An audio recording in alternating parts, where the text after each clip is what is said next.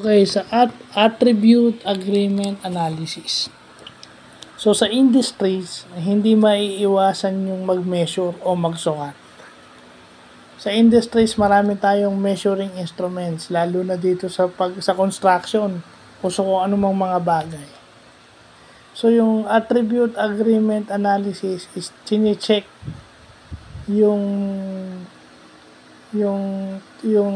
chine-check yung error ng instrument kung within an acceptable level pa yan. Kumbaga kumbaga may margin of error na acceptable, yun ang nagche-check.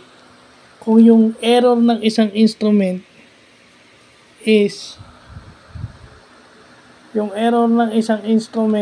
within an acceptable level. So, yun lang yun.